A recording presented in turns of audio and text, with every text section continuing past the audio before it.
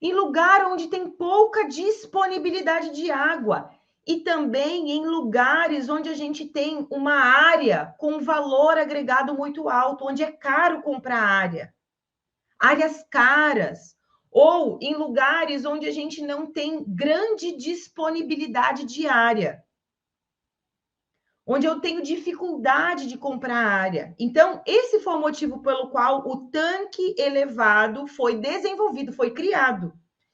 Em lugar onde eu não tenho água disponível, em lugar onde eu não tenho terra disponível, ou que a terra seja muito cara. Para esses dois motivos foram criados esses tipos de tanques.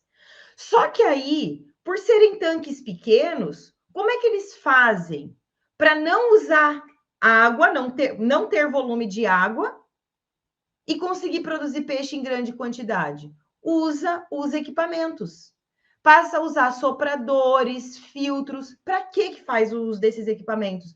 Para que eu consiga ter qualidade de água e, com essa qualidade de água, me dar condições de produzir grande quantidade de quilos de peixes por metro cúbico. Só que isso só é possível eu trabalhar com, vou dizer para você assim, ó, com mais de 2 quilos de peixe por metro cúbico dentro de tanques elevados, só é possível se você tem equipamentos. Soprador, filtro, difusor e qualquer outro tipo de equipamento que vai, e muitas vezes vários deles simultaneamente. E aí, isso dá condições de, mesmo em pequenas propriedades, pequeníssimas propriedades, produzir peixe. Só que aí é produzir peixe. Ah, dá para produzir 40 quilos de peixe por metro cúbico? Dá. Dá para produzir. Dá para produzir 30 quilos de peixe por metro cúbico? Dá para produzir. Só que aí é que está o ponto. A que custo? A que custo o quilo do teu peixe? Esse é o importante que precisa ficar na sua cabeça aqui, ó. E eu tô falando isso para vocês por quê?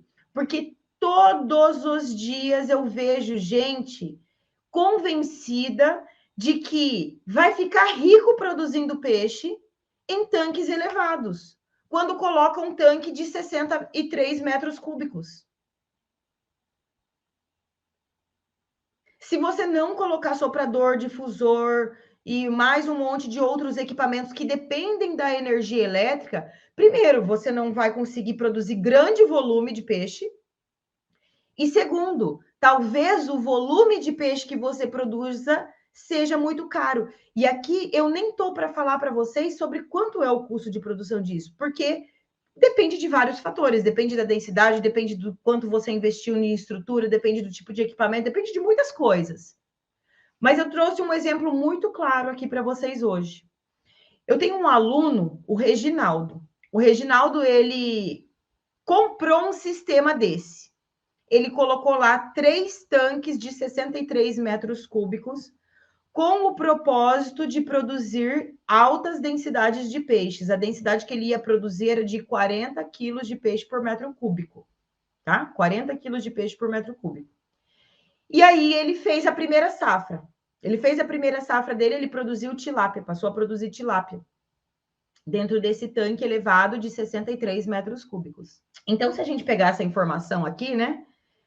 Vamos dizer que ele tinha lá, ó. Vamos dizer, não, ele tinha, né? Ele tem 63 metros cúbicos, vezes 3, porque eram 3 tanques, 189 metros cúbicos de água divididos em 3 tanques, vezes 40 quilos por metro cúbico. Ia dar condições para ele de produzir 7.560 quilos de tilápia por ciclo de produção, tá?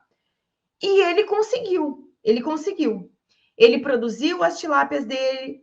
Só que o que aconteceu? Com o sistema, com todos os equipamentos, né? Porque 40 quilos de peixe por metro cúbico não dá para produzir, já falei aqui, deixei bem claro, não dá para produzir 40 quilos de peixe por metro cúbico sem usar equipamentos. O Reginaldo usou. Então, ele colocou soprador, difusor, filtro dentro desses tanques elevados, produziu os 40 quilos de peixe por metro cúbico. No final do ciclo de produção, ele vendeu os peixes dele. O que aconteceu? O que aconteceu? Ele vendeu o peixe e o valor do dinheiro que ele recebeu da venda do peixe dele não pagou o custo.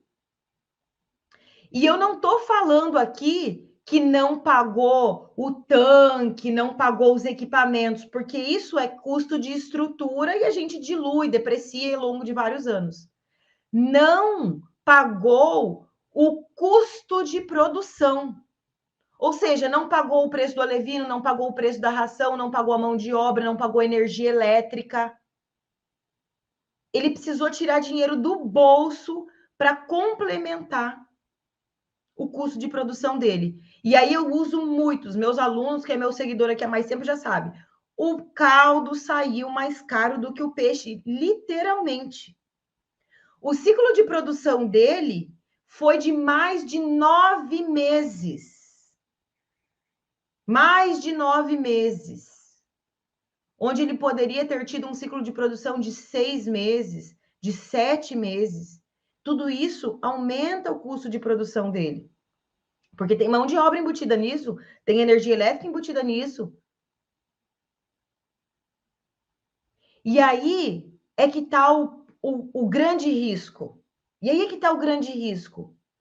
Toma cuidado